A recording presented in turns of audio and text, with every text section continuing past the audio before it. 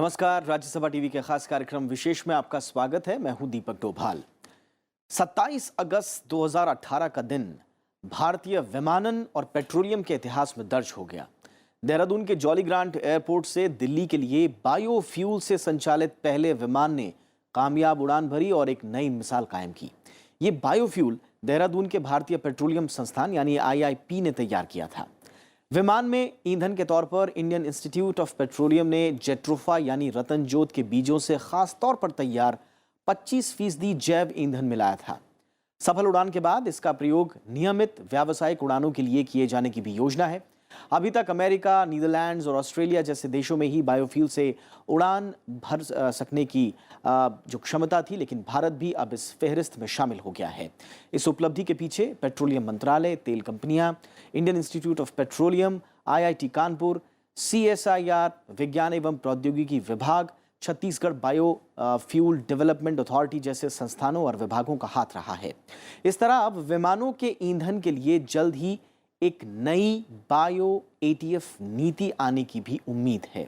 जाहिर तौर पर स्वच्छ ऊर्जा के मामले में ये भारत की एक बड़ी उपलब्धि है, खासकर बायोफ्यूल के क्षेत्र में। ऐसे में आज विशेष में बात होगी बायोफ्यूल्स की। जानेंगे इसके तमाम पहलुओं को, साथ ही साथ देश की बायोफ्यूल नीति को भी समझने की कोशिश करेंगे। तो शुरू करते हैं आज का विशेष।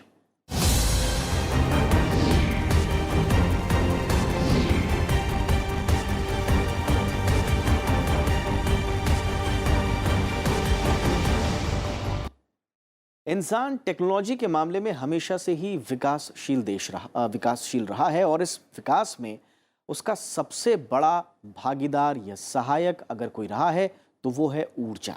लेकिन ऊर्जा की सीमित मात्रा ने उसे अन्य विकल्पों पर सोचने के लिए मजबूर कर दिया और इसी कड़ी में पारंपरिक ऊर्जा स्रोतों पर अपनी निर्भरता कम करते हुए अब ऊर्जा के नए विकल्प बायोफ्यूल यानी जैव ईंधन के इस्तेमाल की बात हो रही है। आखिर ये जैव ईंधन है क्या? सबसे पहले इसी को समझते हैं। धरती के गर्भ से जो फ्यूल या ऊर्जा निकलती है उन्हें फॉसिल फ्यूल यानी जीवाश्म से बनने वाला ईंधन कहते हैं। पेट्रोल, डीजल ये सब फॉसिल फ्यूल ही है। दरअसल फॉसिल फ्यूल बनने में काफी वक्त लगता है और कई बार इसे बनने में कई साल या कई सदियां लग जाती हैं। लेकिन अगर इसी लाखों साल की नेचुरल प्रोसेस को कुछ दिनों या घंटों की साइंटिफिक प्रोसेस में बदल दिया जाए तो जो फ्यूल बनेगा उसका नाम होगा बायोफ्यूल। बायोफ्यूल्स बायोमास से बने ज्वलनशील ईंधन होते हैं। बायोमास जीवित जीवों या हाल ही में मरे हुए जीवों से प्राप्त जैव ईंधन होता है, यानी हाल ही के पौधों और पदार्थों से बने ईंधन। इसका जो सीधा सीधा तात्पर्य हुआ कि ऐसे ईंधन जो पेट्रोलियम प्रोडक्ट नहीं है, जो लाखों सालों तक ज़मीन के नीचे दबे रही जैविक पदार्थ और फिर ईंधन के रूप में आज डीजल, पेट्रोल, गैस के रूप में मिल रहे हैं, उनकी जगह पे सीधे जो हमारी खेती के रूप में चीज़ें उपयोग में आती हैं उसको हम प्रोसेस करके आगे उनको वेस्ट को, ऑर्गेनिक मैटर को प्रोसेस करके अगर हम उनको काम में लेते हैं तो उसको हम बायोफ्यूल या जैव ईंधन कहते हैं। जैसे कि bio ethanol, biodiesel, bio CNG, biogas आदि आदि। दरअसल बायोमास ऊर्जा का काफ़ी अच्छा स्रोत है। इसे सीधे जलाकर इस्तेमाल किया जा सकता है या इनको अलग अलग तरीकों से जैव ईंधन में बदलकर उपयोग में लाया जा सकता है। बायोमास को जैव ईंधन के रूप में कई प्रकार से बदला जा सकता है। इसमें ऊष्मीय विधि, रासायनिक विधि और जैव रासायनिक विधि शामिल है। बायोमास की भौतिक संरचना अस्थिर होती है, जिसमें आमतौर पर कार्बन, पानी और कार्बनिक पदार्थ शामिल होते हैं। आमतौर पर बायोफ्यूल शब्द ज्यादातर तरल ईंधन के संदर्भ में प्रयोग किया जाता है, जिसमें इथेनॉल और बायोडीजल शामिल हैं, जबकि जैव ईंधन सभी तरह की फसलों, पेड़ों, पौधों, गोबर और मानव मल आदि जैविक पदार्थों से प्राप्त किया जा सकता है। दरअसल जैव ईंधन मुख्य रूप से 3 प्रकार के होते हैं, जिसमें इथेनॉल, बायोडीजल और बायोजेट शामिल है। इथेनॉल को गाड़ियों के इंजनों में प्रयोग किया जाता है, जो अधिकांश कारों की तरह पेट्रोल को जलाते हैं, जबकि बायोडीजल जैविक स्रोतों से प्राप्त डीजल के जैसा ही गैर परंपरागत ईंधन होता है, जो नवीकरणीय ऊर्जा स्रोतों से बनाया जाता है। बायोडीजल का इस्तेमाल बड़ी बड़ी गाड़ियों में होता है, वहीं बायोजेट का इस्तेमाल विमानों में किया जाता है। देखिए, जो ईंधन हमारे वेजिटेबल प्रोडक्ट से बनाया जाए, यानी प्लांट से निकले, पौधों से निकले, वो बायोफ्यूल है। वो जो है प्लांट्स को हम कहते हैं बोटेनिकल प्रोडक्ट्स। इनमें लाइफ है, इनके सीड होते हैं, इनके सीड से जो निकलता है उसको हम वेजिटेबल ऑयल या बायोफ्यूल कहते हैं। जैसे कि पेट्रोल में एथेनॉल ऐड होता है, उसके लिए शुगर केन मोलासेस से बना सकते हैं। हमारे यहाँ शुगर केन क्रॉप होती है, हर साल सवा साल पर नई क्रॉप आती है। डीजल के लिए हम जेट्रोफा या इस तरह के कुछ प्लांट्स हैं, उनके सीड से ऑयल निकालते हैं, ये हर साल बन सकते हैं। तो हमारे देश के लिए ये काफ़ी उपयोगी है, क्योंकि हमारे देश में मिनरल ऑयल यानी क्रूड ऑयल और उनके डिराइव प्रोडक्ट्स कम हैं और हमें इंपोर्ट ज़्यादा करना पड़ता है। सामान्य रूप से जैव ईंधन किसी भी कार्बन स्रोत के जरिए उत्पादित किया जा सकता है, हालांकि इसमें पौधों का इस्तेमाल सबसे ज्यादा होता है।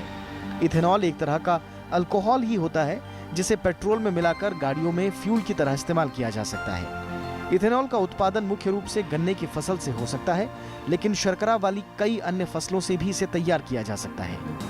वहीं बायोडीजल सीधे तौर पर वनस्पति तेल, पशुओं के वसा, तेल और खाना पकाने के अपशिष्ट तेल से बनाया जाता है। इन तेलों को बायोडीजल में बदलने के लिए अपनाई जाने वाली प्रक्रिया को ट्रांसएस्टरीकरण कहा जाता है। इस प्रक्रिया में वनस्पति तेल या वसा से ग्लिसरीन को निकालना होता है। बायोडीजल को बनाने के लिए जेट्रोफा तेल, मेथनॉल और सोडियम हाइड्रोक्साइड की जरूरत होती है। ऊर्जा के तौर पर महत्वपूर्ण है। कई देश हैं, जो कि ब्राज़ील जैसे देश है, जो पेट्रोल और एथेनॉल के मिक्स में 80% एथेनॉल बनाते हैं। यानी अगर उनको 100 लीटर चाहिए तो 80 लीटर एथेनॉल है, केवल 20 लीटर पेट्रोल का इस्तेमाल कर रहे हैं, जहां 100 लीटर चाहिए। तो हम भी उस तरह कर सकते हैं। थोड़ा सा परिवर्तन करना पड़ता है इंजन में, जिससे कि इंजन में ये क्लॉग ना करे, जमे नहीं कहीं। तो इंजन में हल्का सा कुछ मॉडिफिकेशन करना पड़ता है। इसी तरह डीजल में और एविएशन टरबाइन फ्यूल के लिए हम जेट्रोफा का ट्रांसएस्टरीफिकेशन करते हैं, कुछ क्लीनिंग करते हैं, जिससे कि वो सीधे उसमें जा सके डीजल के साथ या एविएशन टरबाइन फ्यूल के साथ मिला के उसको इस्तेमाल में लाया जा सके। जैव ईंधन कई स्रोतों से बनाया जा सकता है, जैसे मकई, गन्ना, गेहूं, चावल, आलू और सब्जियों का इस्तेमाल कर इथेनॉल बनाने में किया जाता है। जबकि बायोडीजल बनाने में जेट्रोफा का पौधा, कैमेलिना के फूल और पौधों के अलावा soybean, rapeseed, canola oil, palm oil, मूंगफली का तेल, सब्जी तेल, पशुओं का वसा और शैवाल तेल का इस्तेमाल किया जाता है। आज बायोमास, बायोफ्यूल और बायो एनर्जी ये भविष्य के ऊर्जा के 3 बड़े स्रोत हैं। इथेनॉल के अलावा आज कचरे से बायो सीएनजी बनाने का काम भी तेजी से चल रहा है।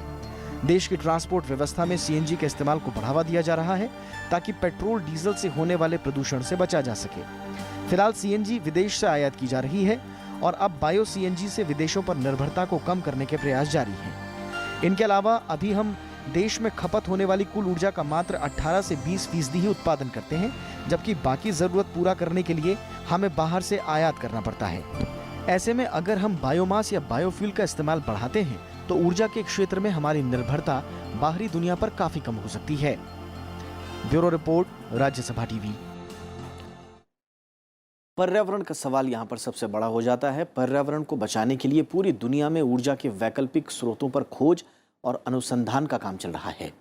बायोफ्यूल को 21वीं सदी का फ्यूल कहा जा रहा है। ऐसे में आइए ये समझते हैं कि ये कितने प्रकार का होता है और इसे कैसे कैसे प्राप्त किया जा सकता है।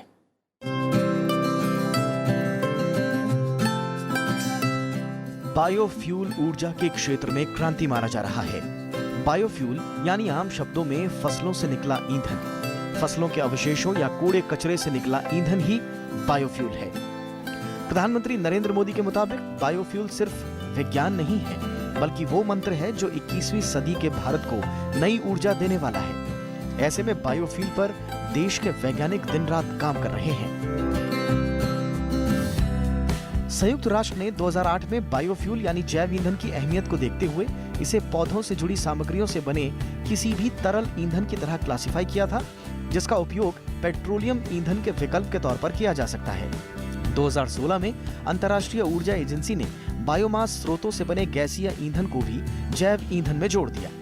यूं तो बायोफ्यूल की किसी श्रेणी को लेकर कोई खास परिभाषा नहीं है, लेकिन फिर भी अलग अलग संस्थाओं ने बायोफ्यूल को कुछ श्रेणियों में बांटने की कोशिश की है। इसमें जनरेशन यानी पीढ़ियों की श्रेणी सबसे ज्यादा प्रचलित है।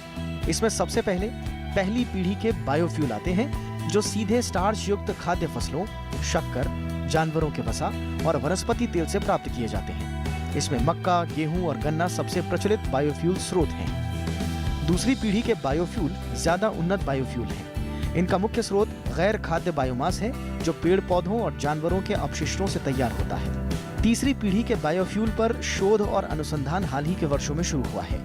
ये एल्गी यानी शैवाल से प्राप्त बायोफ्यूल से जुड़ा है। चौथी पीढ़ी के बायोफ्यूल में बायोमास के डिस्ट्रक्शन की जरूरत नहीं होती।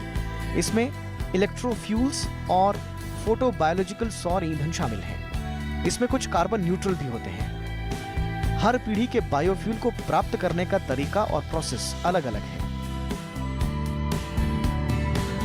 मुख्यतः दो प्रकार के हैं, एक जो पेट्रोल में मिक्स होता है और दूसरा जो डीजल में मिक्स होता है।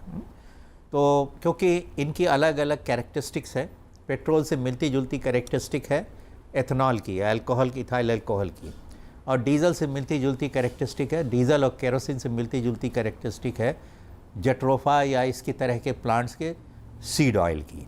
तो ये दो प्रकार के हैं, और हमारे जो दो मुख्य जो हमारे फ्यूल हैं, पेट्रोल और डीजल या केरोसिन या एविएशन टर्बाइन फ्यूल केरोसिन ही होता है, उनसे मिक्स करने के लिए जट्रोफा बेस्ड होता है और पेट्रोल से मिक्स करने के लिए एथनॉल या अल्कोहल होता है। एक तो जो इथानॉल की जगह बायो इथानॉल, जो कि पेट्रोल के रूप में हम काम में ले सकते हैं।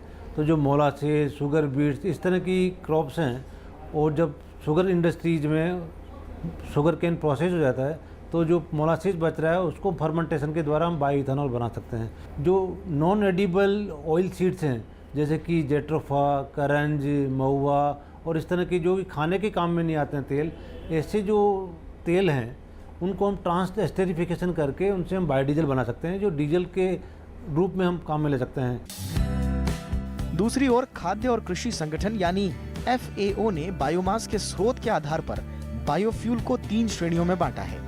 इनमें पहला है वुड फ्यूल। इसमें पेड़ों से प्राप्त बायोफ्यूल आता है, यानी ऊर्जा युक्त जंगली और दूसरे पेड़। दूसरा है एग्रोफ्यूल। इसमें ऊर्जा युक्त फसलें आती हैं। और तीसरा है म्युनिसिपल बाय प्रोडक्ट, जिसमें किचन और गटर का कचरा वगैरह आता है। खाने योग्य पदार्थ तो हम खाने के काम में लेते हैं। भारत में प्रायोरिटी है कि जो फूड प्रोसेसिंग का सामान है या फूड का सामान है उसको हम पहले प्रायोरिटी फूड को देते हैं। और जो जैसी ज़मीन है, बंजर ज़मीन है जहाँ पे कि फूड प्रोडक्शन नहीं हो सकता, वहाँ पर हम ऐसे तेलीय पदार्थों का उपयोग कर सकते हैं, उनको ग्रो कर सकते हैं। और वो वहाँ पे जो इस तरह के ऑयल सीड्स निकल रहे हैं उसका तेल निकाल कर या तो वो दवाइयों के काम में आता है या साबुन बनाने के काम में आता है। और उनके अलावा जो एडिशन मिलता है तो हम उसको ट्रांस एस्टेरिफिकेशन करके बायोडीजल बनाते हैं। दुनिया के कई देशों में बायोफ्यूल के वर्गीकरण को काफी अहमियत दी जा रही है। माना जा रहा है कि इससे बायोफ्यूल के अविकसित बाजार में संरचनात्मक नवाचार और जैव ईंधन के भविष्य के व्यावसायीकरण में काफी मदद मिलेगी। लीना शर्मा के साथ ब्यूरो रिपोर्ट, राज्यसभा टीवी।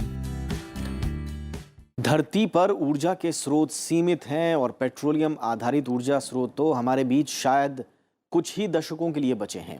ऐसे में अब सबकी नजरें ऊर्जा के वैकल्पिक और स्वच्छ स्रोतों की तरफ हो गई है। बायोफ्यूल की अवधारणा को इसीलिए पूरी दुनिया की मान्यता मिल रही है। लेकिन सवाल यह है कि बायोफ्यूल हम बनाएंगे कैसे? दुनिया के कई देशों में बायोफ्यूल अलग अलग स्रोतों से तैयार किया जा रहा है। आइए इनमें से कुछ पर एक नजर डाल लेते हैं। बायोफ्यूल की अवधारणा उतनी ही पुरानी कही जा सकती है जितनी पुरानी कारें हैं। 20वीं शताब्दी की शुरुआत में हेनरी फोर्ड ने जब अपनी पहली कार का निर्माण किया तो उनकी योजना उसे एथेनॉल से चलाने की भी थी। हालांकि करीब शताब्दी भर बीत जाने के बाद भी एथेनॉल से कार चलाने का चलन उतना जोर नहीं पकड़ पाया है। धरती के भीतर पेट्रोलियम भंडारों की खोज ने पेट्रोल और डीजल ईंधन को सुलभ और सस्ता बनाए रखा। इसलिए दुनिया बायोफ्यूल्स को एक तरह से भुला गई। लेकिन पेट्रोलियम ईंधन के पर्यावरण पर दुष्प्रभाव और इनकी महंगी होती कीमतों ने इंसानी समाज में बायोफ्यूल को लेकर दिलचस्पी वापस जगाई है। कई शोध और अध्ययन बताते हैं कि दुनिया में मौजूदा पेट्रोलियम भंडार का दोहन आने वाले कुछ दशकों में ही पूरा हो जाएगा। सवाल ये है कि फिर हम क्या करेंगे? और इसी वजह से ऊर्जा के स्वच्छ विकल्पों पर अब सबका ध्यान है। हमारी डिमांड बढ़ती जा रही है क्योंकि जैसे जैसे लोगों में जागरूकता बढ़ रही है, प्रॉस्पेरिटी बढ़ रही है, तो ट्रांसपोर्ट फ्यूल की तरह ये दोनों इस्तेमाल होते हैं, चाहे बस हो, चाहे कार हो, टू व्हीलर हो, हवाई जहाज हो। तो उनमें इनकी आवश्यकता बढ़ती जा रही है, हमारा कंजम्पशन बढ़ता जा रहा है। एक तो ये बात है। दूसरी बात ये है कि इनके कंजम्पशन में हम कार्बन डाइऑक्साइड और कार्बन डाइऑक्साइड इक्विवेलेंट जो एग्जॉस्ट है या गैसेज हैं और पार्टिकुलेट मैटर है और सल्फर डाइऑक्साइड है, वो काफ़ी रिलीज़ करते हैं, उससे बड़ा पोल्यूशन होता है। तो उसमें कमी आएगी कि बायोफ्यूल में पार्टिकुलेट मैटर काफ़ी कम है और ये जो कंजम्पशन और जो उसका कंबशन है उसमें इतना ज़्यादा हमें पोल्यूशन नहीं होता है। तो दोनों बातें होंगी। रिन्यूएबल सोर्स है तो हमारे यहाँ इसको किसानों को इससे लाभ मिलेगा अगर इसको करेंगे। दूसरी बात कि ये लोकल हो सकता है और तीसरी बात कि हमारा इसमें पोल्यूशन में भी 15-20% की कमी आती है। हालांकि इस बीच सौर और पवन ऊर्जा के क्षेत्र में काफी काम आगे बढ़ा, लेकिन ऊर्जा के सारे विकल्पों के तौर पर इनका इस्तेमाल फिलहाल अव्यावहारिक नजर आता है। बायोफ्यूल की अहमियत यहीं बढ़ जाती है। फिलहाल दुनिया के कई देशों में माइक्रो एल्गी की खेती को बायोफ्यूल का एक स्थायी और सुरक्षित स्रोत माना जा रहा है। बड़े माइक्रो एल्गी फार्म्स में सूर्य की किरणें और कार्बन डाइऑक्साइड मिलकर बायो इथेनॉल बनाते हैं और इस तरह ये खेती साफ और जैविक भविष्य की गारंटी दे सकती है। इसी तरह दुनिया में मछली की फैक्ट्रियों में हर दिन ढेर सारा कचरा निकलता है। वैज्ञानिक इससे भी बायोफ्यूल बनाने की कोशिश में जुटे हैं। मछलियों के अवशेषों में स्केल, हड्डियों के अलावा फैट यानी वसा की भी भारी मात्रा होती है। इन चीजों से बायोडीजल बनाने की कोशिश की जा रही है। ब्राजील, होंडुरास और वियतनाम जैसे कई देश कई सालों से ऐसे प्रयोग कर भी रहे हैं और इस तकनीक को सस्ता बनाने पर भी काम किया जाना है। ऊर्जा के रूप में ये बहुत महत्वपूर्ण है कि आने वाले सालों में पेट्रोलियम पदार्थ महंगे होने वाले हैं। आज की तारीख में भी हम 82% से अधिक क्रूड पेट्रोलियम विदेश से इंपोर्ट करते हैं और हमारे लगभग 8 लाख करोड़ प्रति वर्ष लगभग हमको पेट्रोलियम इंपोर्ट करने में खर्च हो जाता है।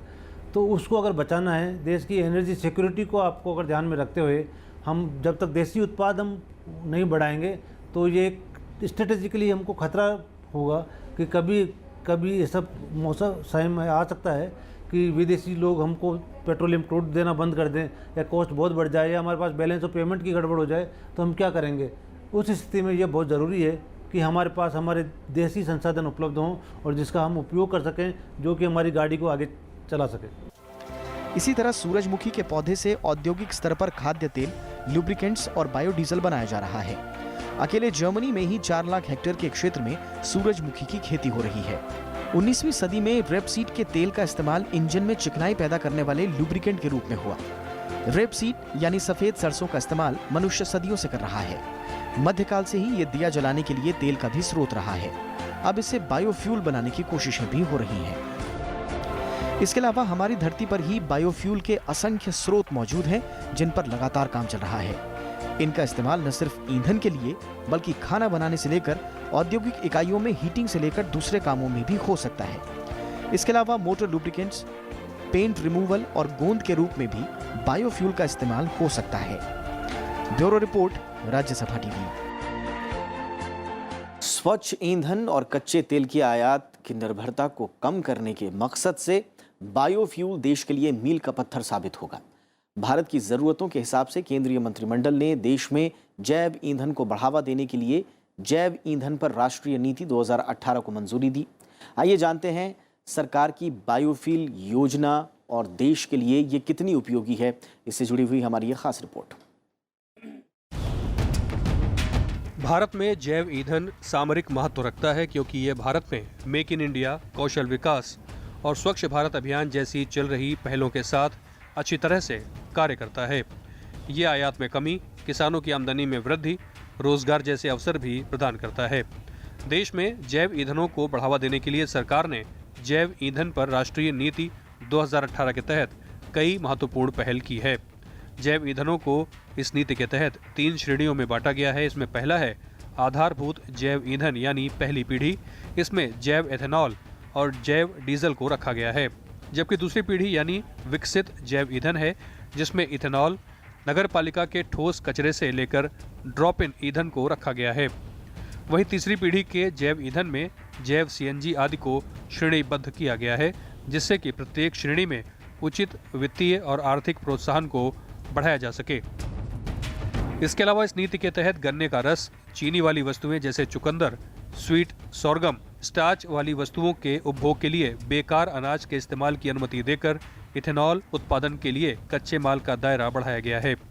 किसानों के उत्पाद का उचित मूल्य मिले, इसे ध्यान में रखते हुए इस नीति में राष्ट्रीय जैव ईंधन समन्वय समिति की मंजूरी से इथेनॉल उत्पादन के लिए पेट्रोल के साथ उसे मिलाने के लिए अतिरिक्त अनाजों के इस्तेमाल की अनुमति दी गई है।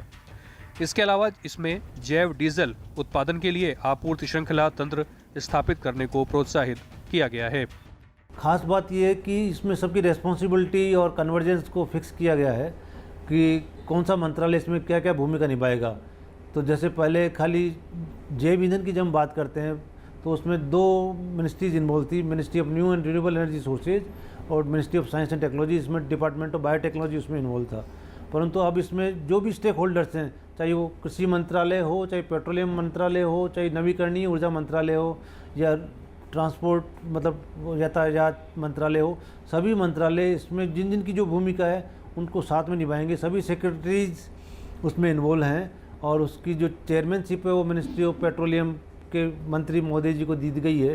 तो उनकी अध्यक्षता में ये पूरी कमेटी बनी है जो कि इसकी दिशा तय करेगी कि किस तरह से बायोफ्यूल का पूरे देश में हमको उपयोग बढ़ाना है और आगे आने वाले 10 साल में 2030 तक जो पॉलिसी में गाइडलाइन डिसाइड की गई है, जो फिक्स किया गया कि हमको कितना % ब्लेंडिंग बायोइथेनॉल का करना है, कितना % बायोडीजल तक ले जाना है। जैव ईंधन पर राष्ट्रीय नीति 2018 के लागू होने से कई लाभ होंगे। देश में अभी हर साल 62 MMT नगर पालिका का ठोस कचरा निकलता है, जबकि हमारे पास ऐसी तकनीक मौजूद है जो प्लास्टिक कचरे और अन्य कचरे को ईंधन में बदल सकती है। इसके साथ ही ईंधन के आयात पर हमारी निर्भरता कम होगी। साल 2017-18 में करीब 150 करोड़ लीटर एथेनॉल की आपूर्ति होने की उम्मीद है, जिससे 4000 करोड़ रुपए की विदेशी मुद्रा की बचत का अनुमान है। जैव ईंधन के इस्तेमाल से पर्यावरण भी स्वच्छ होगा। एक अनुमान के मुताबिक 1 करोड़ लीटर E10 से करीब 20,000 टन कार्बन डाइऑक्साइड का उत्सर्जन कम होगा। इसके अलावा स्वास्थ्य के क्षेत्र में भी इससे लाभ होगा। खाना पकाने के लिए तेल, खासतौर से तलने के लिए लंबे समय तक उसका दोबारा इस्तेमाल करने से स्वास्थ्य के लिए खतरा पैदा हो सकता है, जबकि जैव ईंधन बनाने के लिए इसके इस्तेमाल से खाद्य उद्योगों में खाना पकाने के तेल के दोबारा इस्तेमाल से बचा जा सकता है। इसके साथ ही देश में 2G जैव रिफाइनरियों से ग्रामीण क्षेत्रों में आधारभूत संरचना में निवेश के लिए प्रोत्साहन मिल सकता है। इन सब के अलावा इसके इस्तेमाल से बड़े पैमाने पर रोजगार भी पैदा होगा। बायोफ्यूल के इस्तेमाल से न सिर्फ किसानों को फायदा होगा, बल्कि ऊर्जा के क्षेत्र में हम आत्मनिर्भर बनेंगे, रोजगार के नए अवसर खुलेंगे और देश का पैसा भी बचाया जा सकता है। Bureau report, Rajya Sabha TV.